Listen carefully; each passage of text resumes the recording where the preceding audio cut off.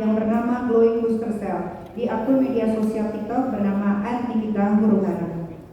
Bahwa atas repost yang saya lakukan tersebut, kemudian Reza Gladys berupaya dengan cara apapun ingin bertemu dengan saya. Reza Gladys menghubungi Dr. Oki karena Reza Gladys tahu saya berteman akrab dengan Dr. Oki.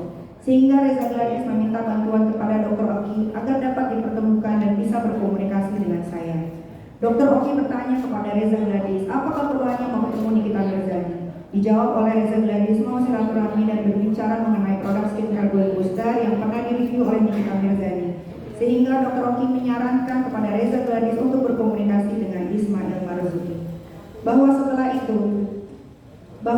itu terjadilah percakapan bertiga antara Dr. Oki, Ismail Marzuki, dan Reza Gladys melalui sambungan telepon WhatsApp. Di dalam percakapan itu, pada intinya Reza Gladys menyampaikan keinginannya dan meminta tolong kepada Ismail Marzuki agar dapat dipertemukan dengan saya. Sehingga ketika Ismail Marzuki ketemu saya di rumah pada sekitar bulan November 2024, Ismail Marzuki memberitahukan kepada saya bahwa Reza Gladys ingin bertemu saya. Menyampaikan kepada saya tentang keinginan Reza Gladys mau bertemu saya. Informasi itu juga saya dengar dari Dr. Oki, di mana Dr. Oki menyampaikan kepada saya kalau Reza Gladys ingin bertemu saya. Keinginan Reza Gladys ingin bertemu saya karena saya pernah repost postingan Doktif atau Dr. Samira terkait produk skincare milik Reza Gladys karena Reza Gladys tahu kalau postingan saya di media sosial ini cepat viral di Indonesia.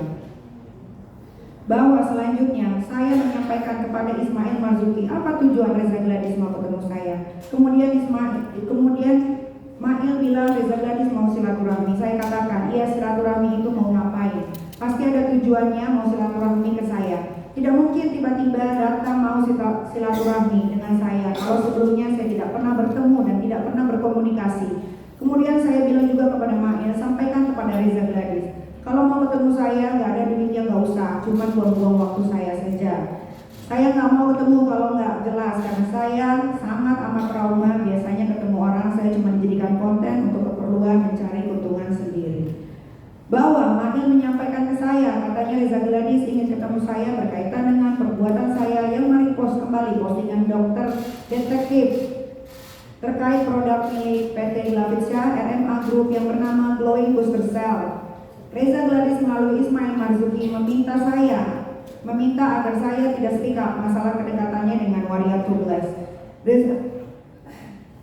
Reza Gladys juga mau mengajak saya kerjasama untuk memperbaiki nama baiknya karena sudah dijelek-jelekan oleh Doktif atau Dokter Samira, dan meminta agar saya pasang badan apabila ada orang lain yang menjelek-jelekan produk Reza Gladys. Atas hal tersebut, kemudian saya sampaikan kepada Mail, bilangin ke Reza Gladys kalau dia mau produknya tidak dijelek-jelekin sama orang, ya bikin yang bagus. Saya mau bantu Reza Gladys kalau dia sudah memperbaiki produknya dan produk Glowing Booster Cell yang sudah beredar di seluruh, ditarik semua dari pasar yang diperjualbelikan secara bebas. Bahwa setelah itu saya tidak tahu lagi kelanjutannya bagaimana. Tiba-tiba Ismail Marzuki bilang ke saya, Cong, udah deal sama Reza Gladys masalah yang kemarin. Terus saya bertanya, lu deal-dealan apa sama Reza Gladys? Dijawab sama Mail, itu masalah permintaan Reza agar saya tidak speak up masalah kedekatannya dengan Waria Tuglas. Permintaan Reza Gladys mengajak saya kerjasama untuk memperbaiki nama baiknya karena sudah dijelek-jelekan oleh Doktif atau Dokter Samira, dan permintaan Reza Gladys agar saya pasang badan apabila ada orang lain menjelek-jelekan produk Reza Gladys. Sehingga saya tanya, berapa biaya? Dan itu untuk berapa lama? Ismail Marzuki bilang, saya deal dengan sama Reza Gladys 4 miliar untuk jangka waktu 1 tahun. Saya bilang ke Mail, kalau 4 miliar itu untuk 1 tahun, kecil Mail, dengan jangka panjang 1 tahun. Akhirnya saya bicara dengan Dr. Oki. Saya bilang, Dr. Oki, Reza Gladys ngajak saya bekerja sama. Mau bayar saya 4 miliar untuk jangka waktu 1 tahun. Aman gak nih? Lalu Dr. Oki, iya gak apa-apa. Reza Gladys, ia sudah aku anggap seperti tete aku sendiri, terima aja. Atas dasar itulah kemudian saya bilang kepada Mail, oke, tidak apa-apa, terima saja uangnya. Karena saya sudah bicara dengan Dr. Oki. Selanjutnya Ismail berkomunikasi lagi dengan Reza Gladys. Saya tidak tahu apa pembicaraannya, tapi tiba-tiba Ismail Marzuki bilang, nanti uang pembayarannya bagaimana? Karena saya ditanya Mail, makanya saya bilang kepada Mail uang 2M transfer ke PT Bumi Parawisesa untuk pembayaran rumah yang sudah saya beli sejak tahun 2023 dan pembayaran 2M lagi diambil cash atau tunai oleh Ismail Marzuki dari Reza Gladys. Majelis Hakim yang mulia, para pengunjung sidang yang terhormat, bahwa setelah 1 bulan berlalu terkait dengan kesepakatan kerjasama tersebut pada bulan Desember 2024, saya dilaporkan ke pihak kepolisian atas dasar tuduhan melakukan pemerasan. Ternyata saya telah dijebak oleh Reza Gladys. Seandainya saya tahu kalau uang 4M itu 4 miliar yang saya terima tersebut bukan hasil kesepakatan kerjasama terkait permintaan tolong Reza Gladys dengan dalil mengajak kerjasama untuk memperbaiki nama baiknya karena sudah dijelek-jelekan oleh Doktif atau Dr. Samira, maka uang itu akan saya kembalikan karena uang 4 miliar itu kecil bagi saya untuk saya. Maka uang itu akan saya kembalikan karena uang 4 miliar itu kecil bagi saya. Untuk saya kembalikan lagi sebab saya bukan orang yang berasal dari keluarga yang miskin. Saya adalah seorang public figure, seorang artis yang terkenal di Indonesia bahkan sampai ke luar negeri. Jangankan diminta untuk bekerja sama memperbaiki nama baik orang, diminta untuk tidak berbicara saja, orang-orang harus bayar mahal kepada saya. Bahwa dalam surat tuntutan jaksa penuntut umum berkali-kali mengatakan dan menyimpulkan bahwa pemberian uang yang dilakukan Reza Gladys kepada Ismail Marzuki dilakukan karena terpaksa.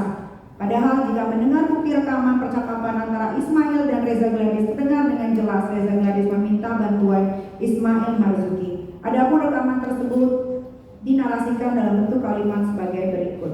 Halo dok, halo gimana Madin? Iya dok. Jadi maunya kayak gimana? Jadi maunya dokter kayak gimana?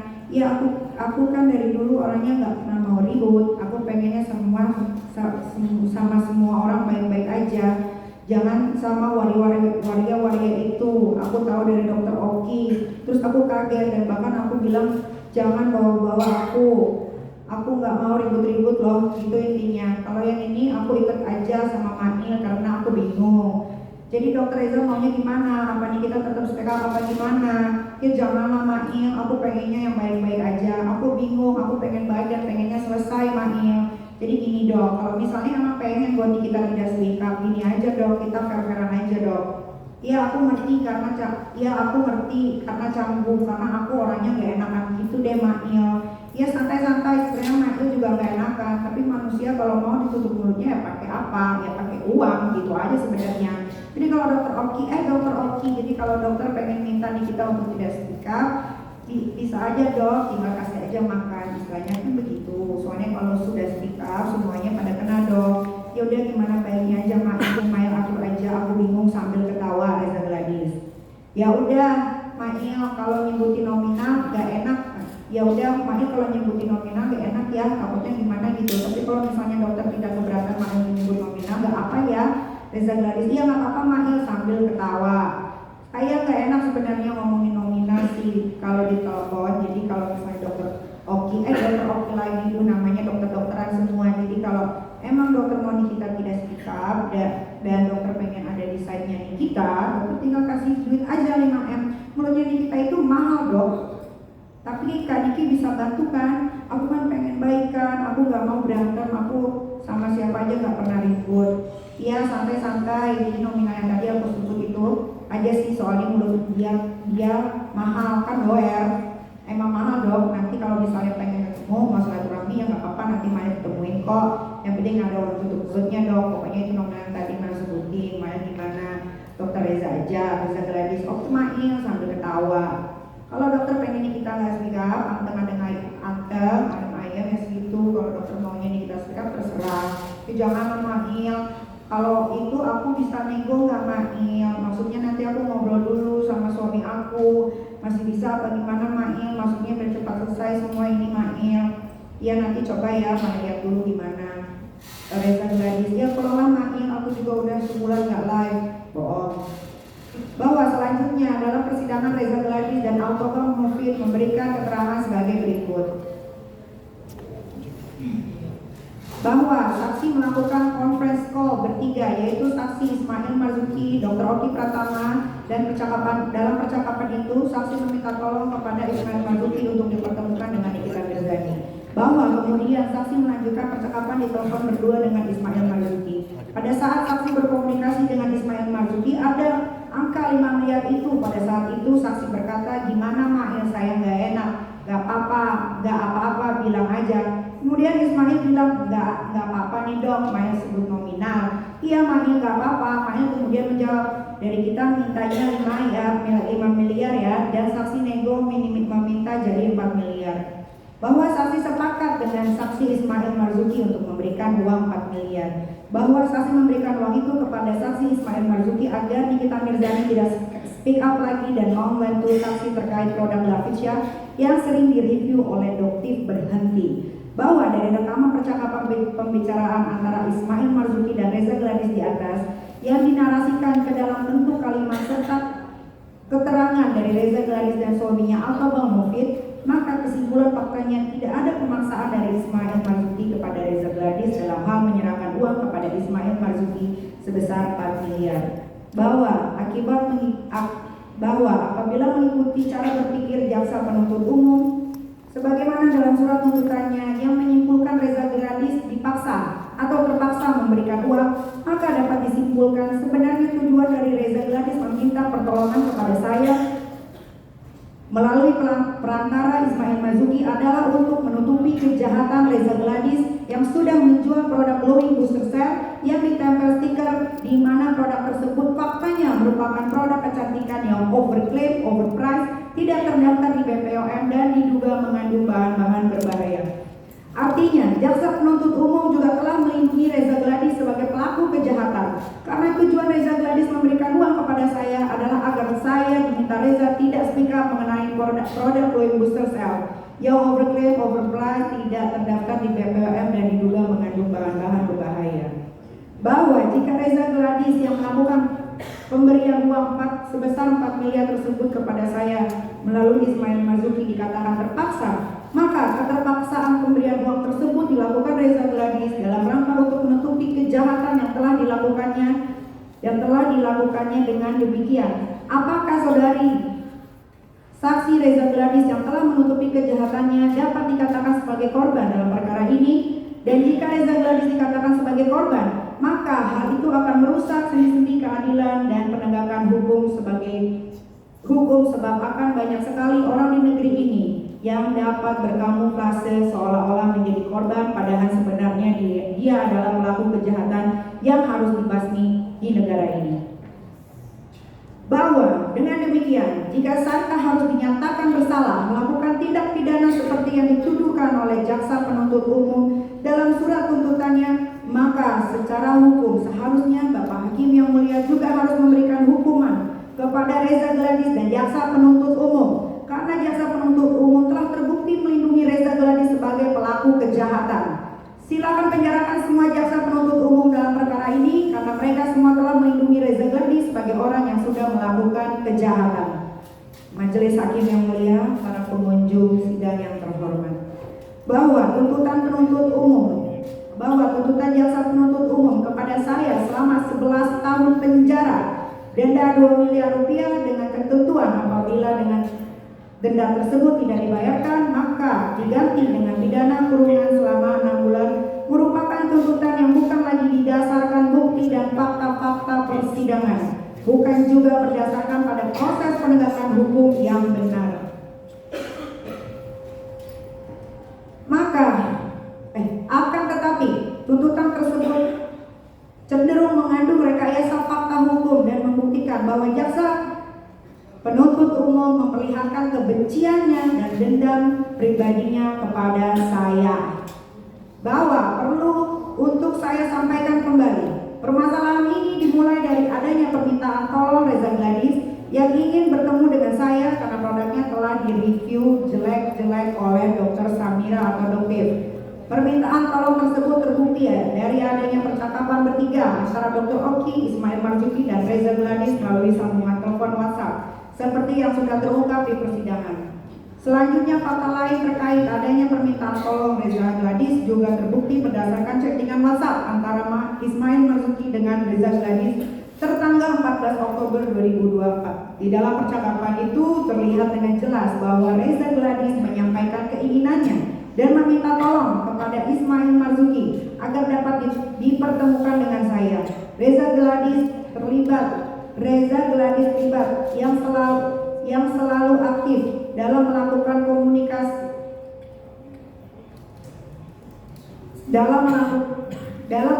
komunikasi dengan Ismail Marzuki. Reza Gladys juga bahkan melakukan tawar-menawar yang wajar dan pada akhirnya mencapai kesepakatan harga dengan Ismail Marzuki.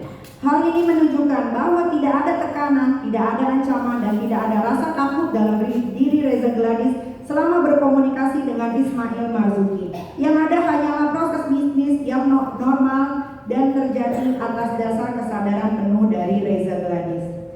Bahwa fakta di persidangan secara terang-benderang menunjukkan adanya komunikasi dan negosiasi bisnis harga antara Reza Gladys dan Ismail Marzuki, di mana nominal awal yang disebutkan Ismail Marzuki atas permintaan Reza Gladys adalah sebesar 5 miliar, kemudian ditawar oleh Reza Gladys dengan minta menjadi 4 miliar. Penawaran itu juga dilakukan oleh Reza Gladys berkomunikasi dengan Autobom Fit, dan hasilnya antara Ismail Marzuki dan Reza Gladys menyepakati nilai harga sebesar 4 miliar. Sehingga dengan fakta ini maka membuktikan secara jelas bahwa hubungan antara Reza Gladys dengan Ismail Marzuki merupakan hubungan para pihak dalam kontraktual bisnis yang bersifat komersial dan setara atau equal. Terlebih lagi, Reza Gladys dan Autobom Fit dalam persidangan ini dengan tegas dan jelas mengatakan pemberian uang itu karena sudah disepakati atau ada kesepakatan sebelumnya dengan Ismail Marzuki. Bahwa dengan fakta tersebut maka kesimpulan jaksa penuntut umum dalam surat tuntutannya yang mengatakan Reza Gladys terpaksa memberikan uang sebesar 4 miliar kepada Ismail Marzuki terbukti merupakan kesimpulan yang bohong dan membangun rekayasa fakta hukum. Padahal jelas dan tegas Reza Gladys dan Autobom Fit dalam persidangan ini mengatakan pemberian uang itu karena sudah disepakati atau ada kesepakatan sebelumnya dengan Ismail Marzuki. Fakta ini sudah terungkap di persidangan dan juga beredar luas dalam video yang ada di media sosial. Mana mungkin Reza Gladys merasa terpaksa atau terancam memberikan uang kepada Ismail Marzuki, tapi mengatakan nanti ingetin aku lagi ya kalau udah 1 tahun. Mana ada orang sehat apa pikirannya mau diingatkan kembali untuk diancam, dipaksa atau diperas uangnya. Hanya orang bodoh yang mau mengingatkan kembali, mau diancam, dipaksa, diperas untuk memberikan uang setelah 1 tahun kemudian. Berdasarkan hal itu, terbukti tuntutan jaksa penuntut umum merupakan tuntutan yang tidak benar, tidak berdasar hukum, sehingga haruslah ditolak oleh Bapak Hakim yang mulia. Majelis Hakim yang mulia, para pengunjung sidang yang terhormat, bahwa tuntutan jaksa penuntut umum yang menginginkan saya dipenjara selama 11 tahun dan denda 2 miliar adalah tuntutan yang mengandung kebencian, sakit hati, dan dendam pribadi. Hal ini jauh sebelumnya sudah saya prediksi, karena pada saat terjadi perdebatan di ruang sidang antara saya dengan jaksa, maaf saya nggak tahu namanya tapi badannya gendut, mengatakan kepada saya kalimat seperti ini, "Oh melawan ya, berani ya, tunggu aja nanti pembalasannya." Minggu lalu dibuktikan dan diperlihatkan oleh jaksa penuntut umum dalam surat tuntutannya bahwa dengan adanya kalimat "oh melawan ya, berani ya, tunggu aja nanti pembalasannya" yang disampaikan jaksa penuntut umum, mohon maaf lagi yang badannya gendut, kepada saya, maka saya semakin yakin bahwa jaksa penuntut umum tidak lagi mengedepankan proses penegakan hukum yang benar dan sesuai ketentuan peraturan perundang-undangan dalam menjalankan tugas dan tanggung jawabnya, melainkan lebih condong mengedepankan kesewenang-wenangan yang dimiliki jaksa penuntut umum. Bahwa perdebatan demi perdebatan yang terjadi di ruang sidang bukan lagi diartikan oleh jaksa penuntut umum sebagai upaya untuk mencari dan menemukan kebenaran yang sesungguhnya sebagaimana diamanatkan oleh undang-undang. Tapi perdebatan yang terjadi di ruang sidang diartikan oleh jaksa penuntut umum sebagai bentuk perbuatan yang tidak sopan. Saya katakan di sini, saya bukan seperti orang lain yang bisa diatur-atur oleh jaksa, dan saya juga bukan orang yang bisa mengikuti apa keinginan jaksa dari penuntut umum seperti yang selama ini dilakukan jaksa. Majelis Hakim Hakim yang mulia, para pengunjung sidang yang terhormat, bahwa dalam surat tuntutannya, jaksa penuntut umum menyimpulkan bahwa saya meresahkan masyarakat dalam skala nasional. Tuduhan tersebut merupakan tuduhan tidak benar dan tidak berdasar, sebab perkara ini adalah perkara yang dimulai dari adanya hubungan hukum perdataan di mana Reza Gladys meminta bantuan kepada saya melalui Ismail Marzuki. Reza Gladys meminta bantuan kepada saya yang notabene saya adalah seorang public figure, artis yang terkenal. Tentu harus ada nilai ekonomis yang harus dibayar, sehingga terjadilah kerjasama dengan pembayaran sebesar 4 miliar yang disepakati oleh Reza Gladys dan Ismail Marzuki. Dalam perkara ini tidak melibatkan masyarakat, apalagi masyarakat berskala nasional. Jaksa jangan mengklaim perbuatan saya telah meresahkan masyarakat, karena tidak ada masyarakat yang resah dengan saya. Justru perbuatan saya yang memberikan edukasi kepada masyarakat adalah perbuatan baik. Saya mau bertanya sama jaksa, mumpung bisa ditanya ya. Masyarakat mana jaksa yang saya resahkan? Tolong terdakwa ya dibaca saja ya. Ya, karena kemarin bawa meresahkan masyarakat yang mulia izin. Karena jaksa tidak bisa menjawab, saya bertanya kepada masyarakat yang ada di belakang perbuatan saya, meresahkan kalian tidak? Terima kasih. Saya ingatkan lagi kepada terdakwa ya, untuk membacakan sebaik-baiknya. Tidak usah minta komentar siapapun ya. Saya ingatkan sekali lagi terakhir ya. Ya, yang mulia. Soalnya kemarin jaksa bawa Terakhir ya. Silakan dibaca.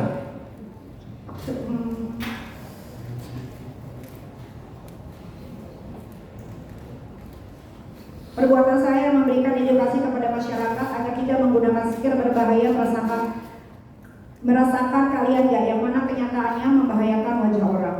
Bahwa selanjutnya dalam surat tuntutannya, jaksa penuntut umum juga menyimpulkan bahwa saya bersikap tidak sopan dan merusak nama baik martabat orang lain.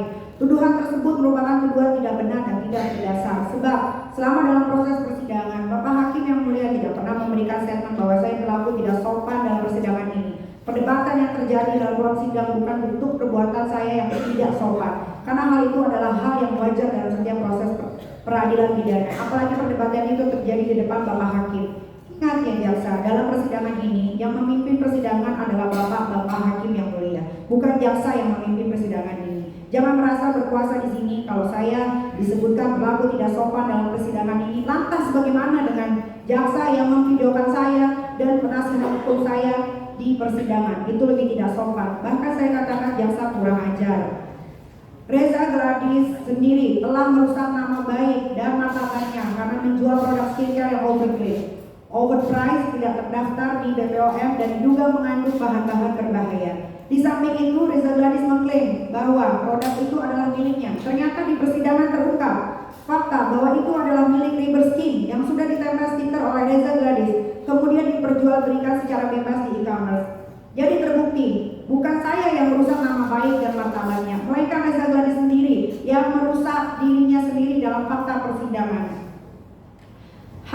Majelis Hakim yang mulia, para pengunjung sidang yang terhormat. Tuntutan jaksa penuntut umum tentang pasal 45 ayat 10 huruf A junto 27B ayat 2 Undang-Undang ITE bahwa dalam surat tuntutan pada halaman 127 dan 135 jaksa penuntut umum pada intinya menyimpulkan terdapat 4 gambar berupa gambar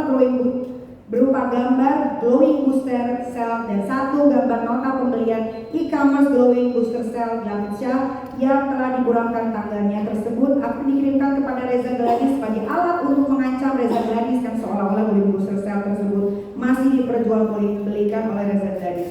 Padahal Reza Gladys sudah tidak menjual glowing booster cell sekaligus dengan produknya sejak awal tahun 2022. Bapak Hakim yang mulia, inilah yang saya bilang tuntutan jaksa merupakan tuntutan sakit hati dan tuntutan kebencian.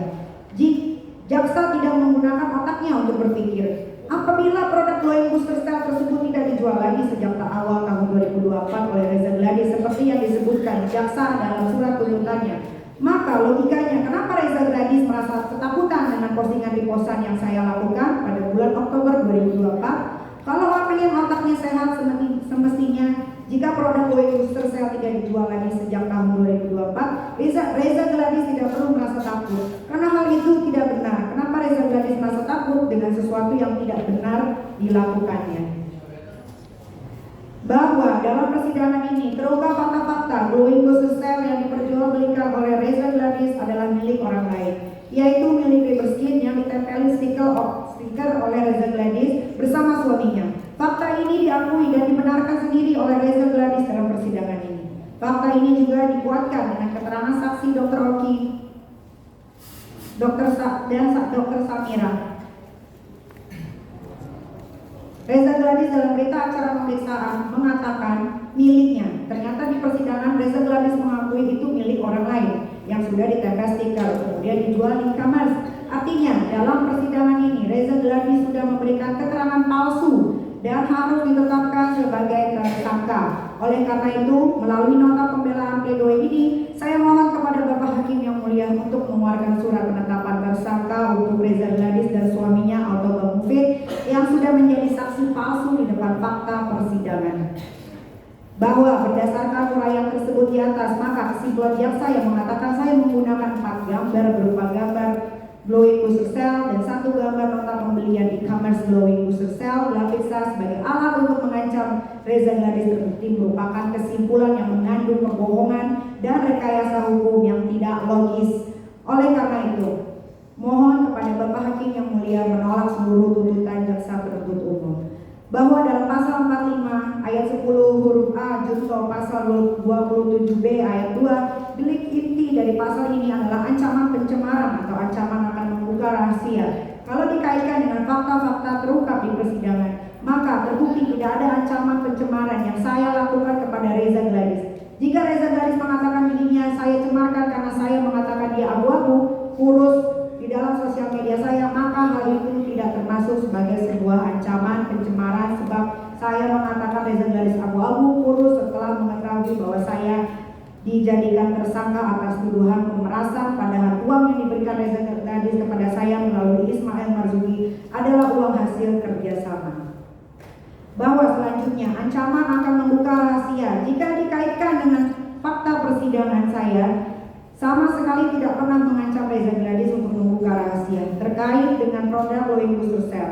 Yang ada saya repost produk itu karena sebelumnya produk tersebut sudah direview oleh orang lain, termasuk direview oleh Dr. Samira atau Doktif di media sosialnya, sehingga hal itu tidak lagi menjadi sebuah rahasia karena sudah diketahui oleh banyak orang.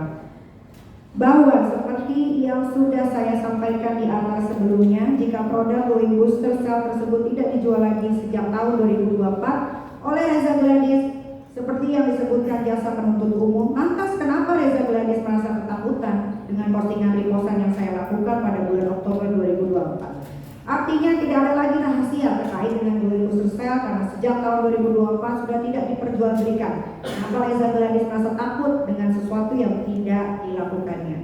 Bahwa dengan analisa tersebut maka delik inti dari unsur pasal ini yakni ancaman pencemaran atau ancaman akan membuka rahasia tidak terbukti dan tidak terpenuhi pada perbuatan diri saya. Oleh karenanya secara hukum, Bapak Hakim yang mulia harus membebaskan saya atau setidak-tidaknya Bapak Hakim yang mulia menyatakan saya lepas oslah dari semua dakwaan dan tuntutan hukum. Majelis Hakim yang mulia, para pengunjung sidang yang terhormat. Tuntutan JPU tentang pasal 3 Undang-Undang Nomor 8 Tahun 2010 TPPU bahwa dalam 3 Undang-Undang TPPU delik inti dari unsur pasal ini adalah dengan tujuan untuk menyembunyikan atau menyamarkan asal-usul harta. Hal ini lebih aneh dan tidak berdasarkan hukum sebab apabila unsur dari pasal ini dihubungkan dengan fakta-fakta persidangan, maka sangat tidak mungkin saja dikatakan melakukan tindak pidana pencucian uang jika uang sebesar 2 miliar yang ditransfer Reza Gladys ke PT Bumi Parawisesa tertulis jelas notifikasinya adalah nama saya dan uang itu diperoleh dari hasil adanya sebuah kesepakatan kerjasama tentang permintaan Reza Gladys agar dibantu memulihkan nama baiknya karena sudah dijelek-jelekan oleh Dr. Samira atau Doktif. Bahwa tidak ada harta yang saya samarkan atau saya sembunyikan asal usulnya. Semua jelas pembeliannya. Semua jelas pembeliannya. Rumah yang saya beli di PT Bumi Parawisesa sudah jelas menggunakan nama saya pribadi. untuk pembayaran pun atas nama saya. Rekening yang digunakan pun atas nama saya. Kemudian saya bukan orang yang menjadi bagian dari PT Bumi Parawisesa. Saya juga bukan orang yang mengendalikan perusahaan tersebut. Sehingga dengan fakta itu saya tidak dapat dikatakan melakukan tindak pidana pencucian uang.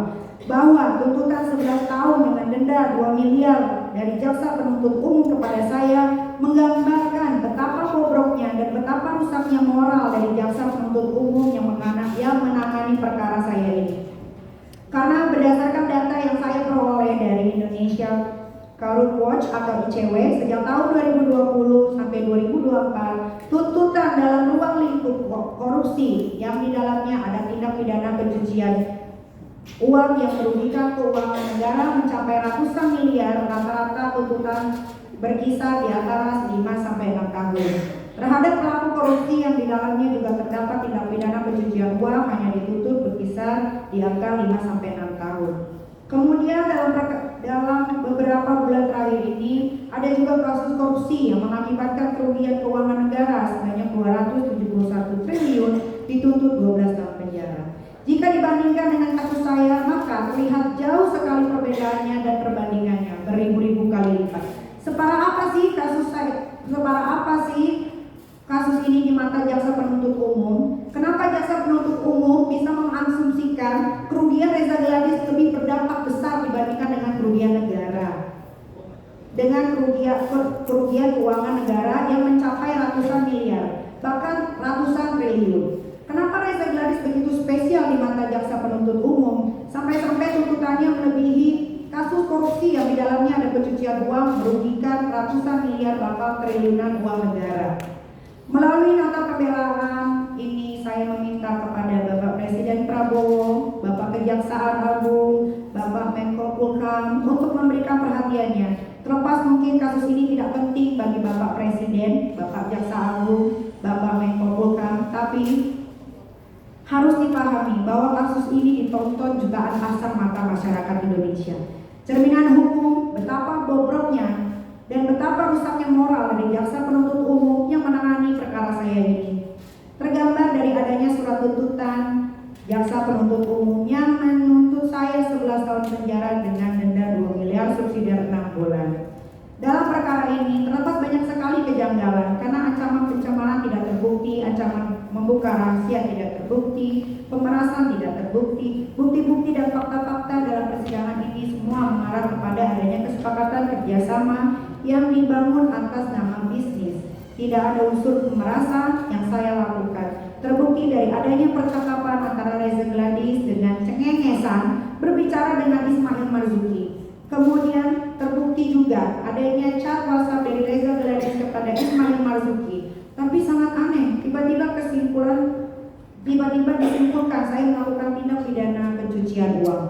Kepada Bapak Presiden, Bapak Kejaksaan Agung, Bapak Menko Polhukam dengan tuntutan 11 tahun penjara dan denda 2 miliar subsidiar 6 bulan yang dilakukan jaksa penuntut umum ini kepada saya akan menyisihkan sisi ruang yang gelap bagi penegakan hukum di Indonesia.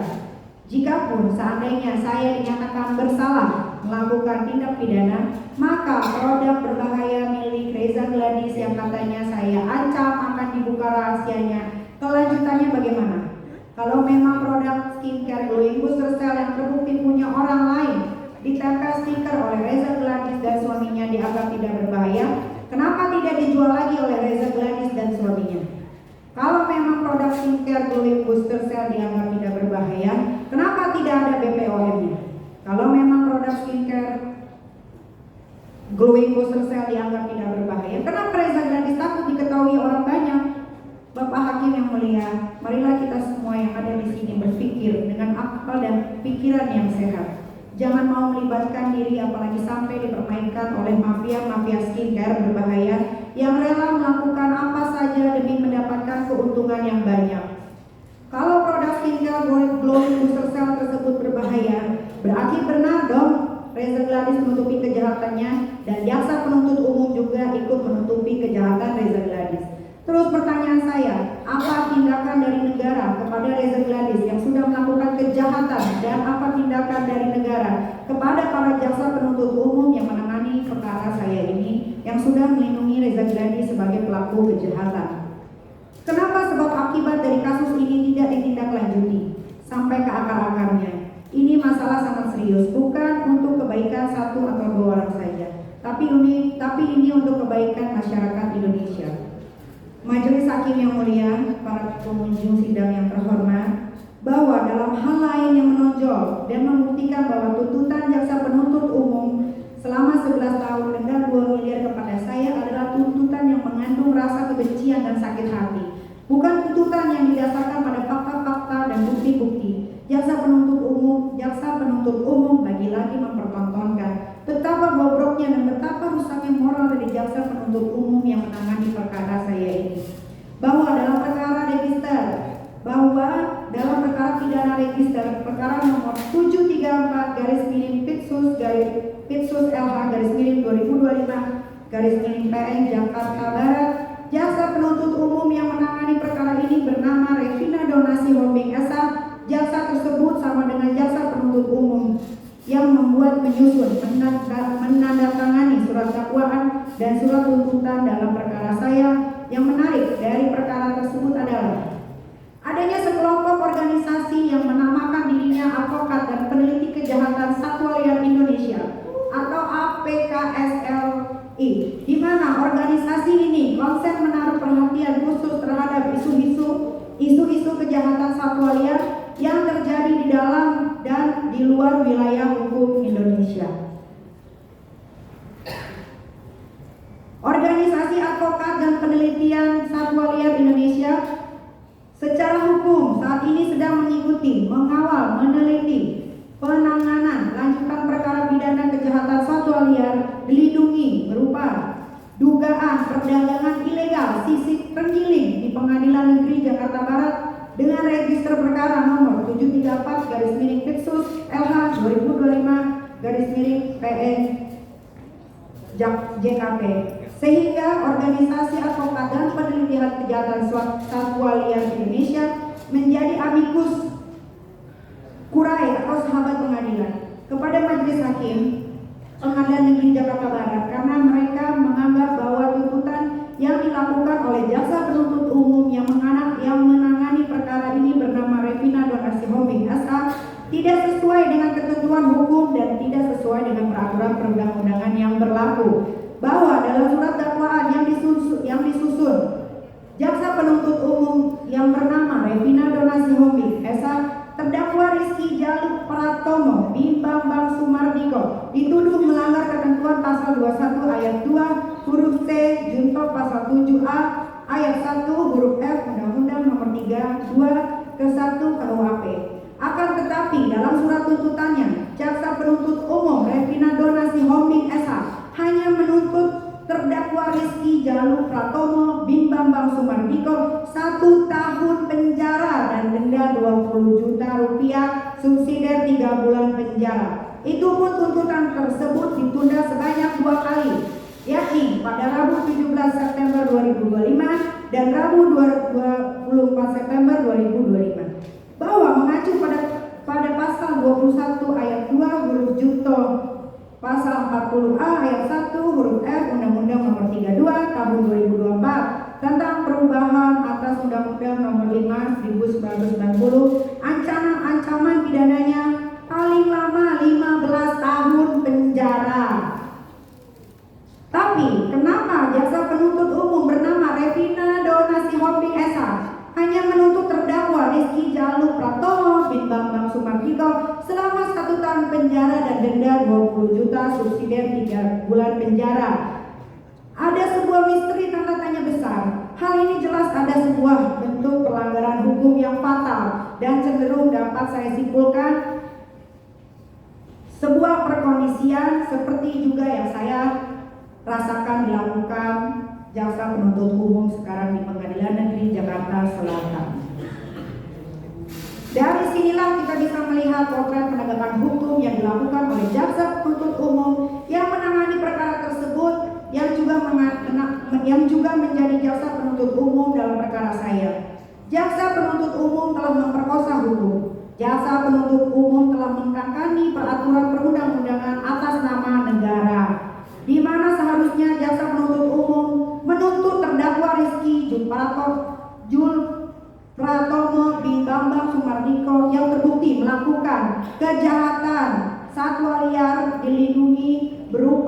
dugaan perdagangan ilegal sisik terenggiling dengan tuntutan yang tinggi, malah dituntut rendah, yakni 1 tahun penjara dan denda 20 juta subsidiar 3 bulan penjara. Padahal dalam pasal 21 ayat 2 huruf C junto pasal 40 A ayat 1 huruf F Undang-Undang Nomor 32 Tahun 2024 tentang perubahan atas Undang-Undang Nomor 5 1990 tentang konservasi sumber daya alam hayati dan ekosistemnya. Ancaman pidananya paling lama 15 tahun penjara. Dalam kasus perdagangan ilegal sisik terenggiling di Pengadilan Negeri Jakarta Barat dengan register nomor 734/Pitsus/LH/2025/PN Jakarta, kerugiannya lebih banyak dan juga terbilang suatu kejahatan yang serius melibatkan negara di dalamnya. Dalam perkara tersebut, faktanya ditemukan barang bukti sisik terenggiling 1,4 kg dan 163,5 kg. Menurut pihak Balai Besar Konvensi Sumatera Utara atau BBKSD ASU bahwa untuk memperoleh 1 kilo sisik terenggiling maka harus membunuh satwa terenggiling sekitar 4 ekor dewasa. Sehingga pada perkara Akuo terdapat Rizky Jalur Pratomo Bintang Bang Sumardiko telah membunuh 825 ekor individu satwa terenggiling dewasa yang dilindungi negara, dan jika dikonversi ke dalam bentuk uang, harga satu terenggiling dewasa berkisar sekitar 6-7 juta rupiah. Maka itu artinya kerugian negara dalam perkara tersebut kurang lebih 6 miliar rupiah.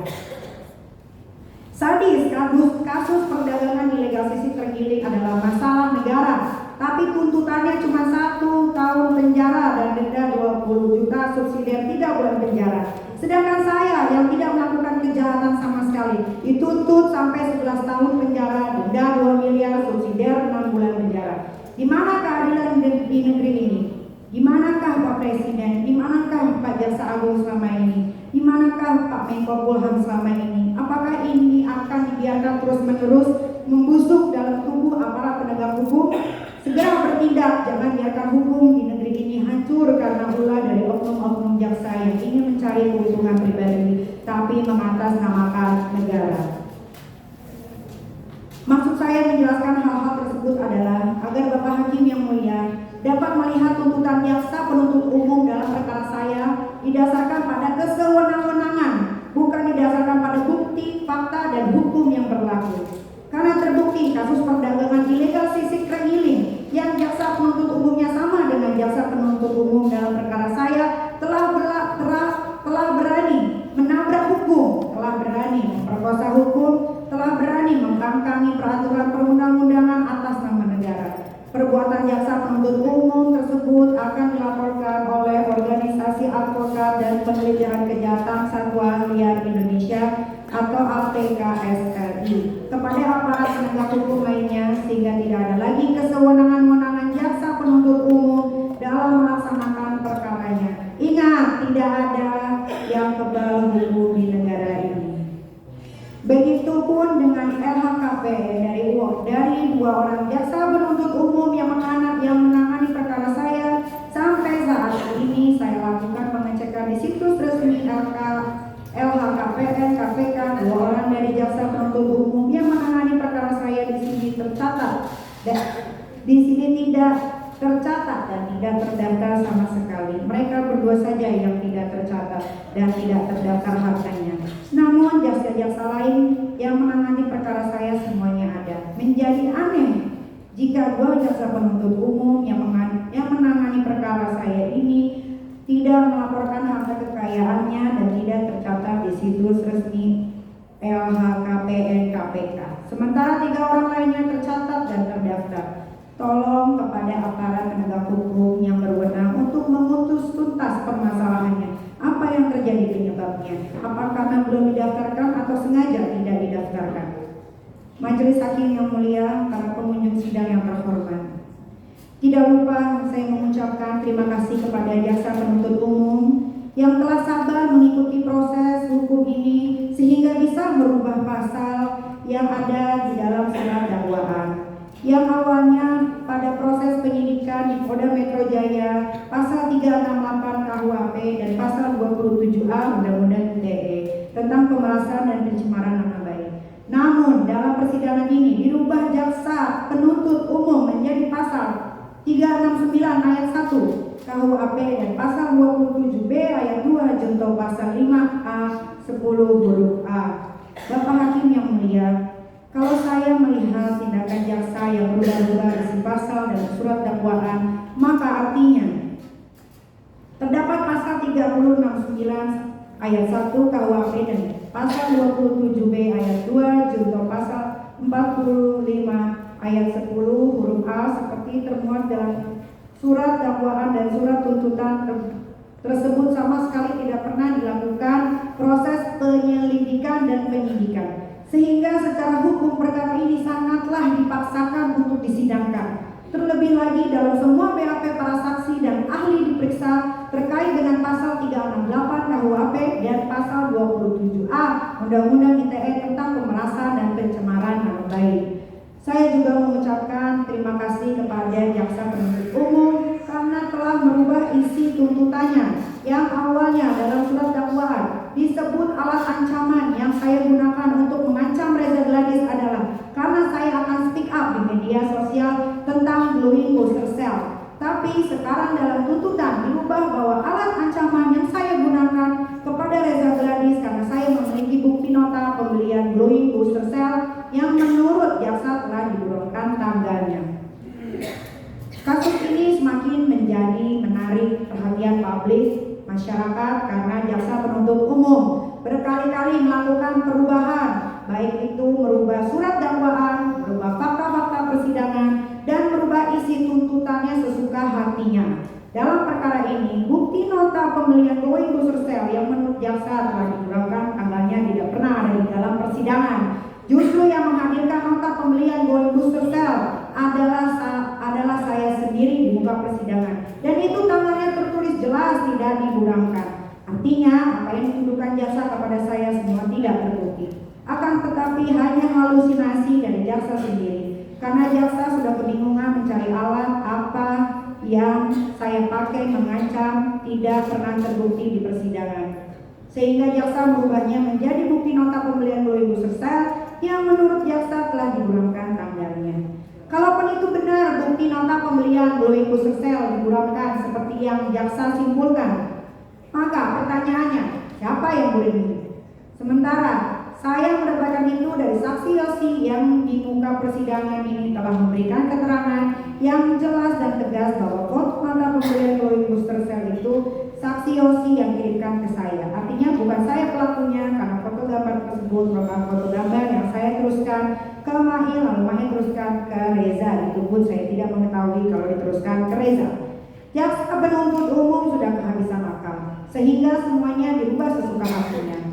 Tapi untungnya dalam persidangan ini ada Bapak Hakim yang mulia yang memimpin jalannya persidangan, sehingga Bapak Hakim yang mulia bisa tahu dan bisa melihat bagaimana upaya yang dilakukan jaksa penuntut umum memenjarakan saya dan dengan segala macam cara sekalipun berubah-ubah isi dakwaan, fakta dan tuntutan asal memenjarakan saya.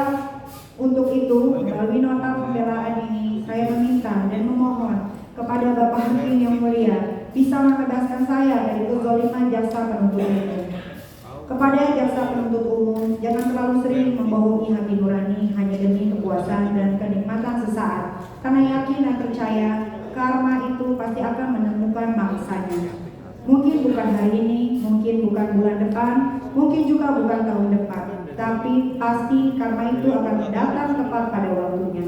Berbicaralah atas nama keadilan dan kejujuran di dalam hati nurani dan hati sanubari yang paling dalam, agar jangan hidup dalam sandiwara. Sebagai insan yang beriman, baik Allah Subhanahu wa Ta'ala maupun Tuhan Yesus memerintahkan kita untuk selalu bersikap jujur dan adil. Hal ini sebagaimana dalam firman Tuhan yang berbunyi, jauhilah dusta dan berkatalah benar, masing-masing dengan sesama, sebab kita adalah anggota satu sama lain. Efesus 4:25. Jangan berdusta satu sama lain, sebab kamu telah menanggalkan manusia yang lama beserta perbuatannya.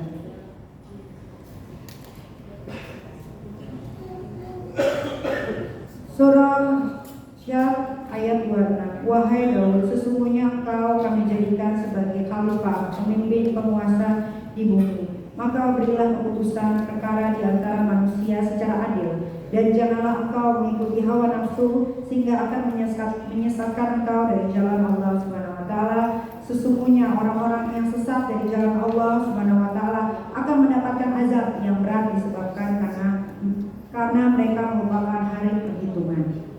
Majelis hakim yang mulia, para pengunjung sidang yang terhormat, bukan bermaksud untuk mengulangi, tapi ini penting untuk saya sampaikan karena fakta-fakta yang sudah terungkap di persidangan tidak ada satupun bentuk ancaman, paksaan, apalagi pemerasan yang saya lakukan. Semua bermula dari keinginan Reza Gladys yang meminta bantuan kepada saya melalui sahabat saya Ismail Marzuki untuk diperbaiki nama baiknya dan produknya karena produknya sudah direview oleh Dr. Samira yang jelek-jelek. Sampai pada akhirnya terjadi komunikasi antara sahabat saya Ismail Marzuki dengan Reza Gladys. Berpindahnya uang milik Reza Gladys sebesar 4 miliar kepada saya melalui sahabat saya Ismail Marzuki dilakukan dalam rangka adanya kesepakatan bisnis yang sebelumnya telah dilakukan oleh Reza Gladys dengan sahabat saya Ismail Marzuki. Kemudian berpindahnya uang 4 miliar tersebut juga atas keinginan dari Reza Gladys yang menginginkan agar saya mau membantu Reza Gladys terkait produk skincare-nya yang sering direview jelek oleh dokter atau saksi Dr. Samira. Artinya perpindahan uang 4 miliar tersebut bukan dikarenakan adanya sebuah tindakan intimidasi, tindakan memeras, tindakan mengancam akan mencemarkan atau mengancam akan membuka rahasia, sebab faktanya sebelum angka 5 miliar tersebut disebutkan sahabat saya Ismail Marzuki, terlebih dahulu sahabat saya Ismail Marzuki bertanya dengan baik-baik kepada Reza Gladys dengan mengatakan, "Gak apa-apa ini dok, Maya sebut nominalnya." Kemudian dijawab oleh saksi Reza Gladys dengan mengatakan, "Iya Mahir, gak apa-apa Mahir."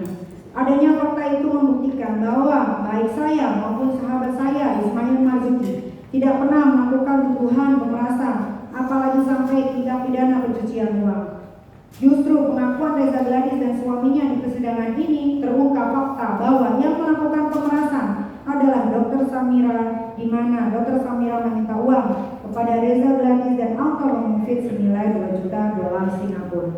Sehingga Reza Gladys dan Alka Mufid merasa diperas oleh saksi Dr. Samira.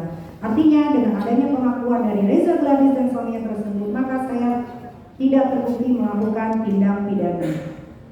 Tidak adil rasanya jika yang melakukan orang lain, namun saya yang harus mempertanggungjawabkannya. Mempertanggungjawabkannya adalah saya. Saya sudah dikriminalisasi. Kejam yang mulia, skenario penjebakan ini sudah direncanakan dengan sempurna oleh Reza Gladys yang mengaku-ngaku menjadi korban. Padahal sesungguhnya dia adalah pelaku kejahatan yang sebenarnya. Selama kurang lebih 8 bulan ini saya mendekam dalam penjara. Saya telah dipisahkan paksa dengan cara yang zalim dari anak-anak saya, dari keluarga saya, dari teman sahabat saya dengan cara-cara keji. Anak saya sudah masuk rumah sakit 3 kali, tapi yang kemarin alhamdulillah saya diizinkan oleh Bapak Hakim. Tapi saya tidak bisa berbuat apa-apa. Saya tidak berada di dekat anak saya untuk menemaninya. Saya diperlakukan tidak adil dalam proses hukum ini, mulai dari tingkat penyidikan di kepolisian sampai tingkat kejaksaan. Karena saya menduga semua ini telah didesain sedemikian rupa oleh pihak-pihak yang ingin memenjarakan saya. Dan bahkan saya menduga ada dugaan tindak pidana korupsi berupa suap atau gratifikasi seperti yang sudah saya laporkan ke Komisi Pemberantasan Korupsi. Tidak ada lagi harapan saya terhadap aparat penegak hukum lain selain berharap kepada Bapak Hakim yang mulia selaku wakil Tuhan di muka bumi ini. Untuk itu, di akhir nota pembelaan pledoi ini, saya ingin mengatakan kepada Bapak Hakim yang mulia, saya bukan pemeras, apalagi pelaku kejahatan pencucian uang. Untuk itu, saya mohon kepada Bapak Hakim yang mulia agar segera membebaskan saya karena saya sama sekali tidak pernah melakukan perbuatan pidana seperti yang dituduhkan oleh jaksa penuntut umum. Wassalamualaikum warahmatullahi wabarakatuh.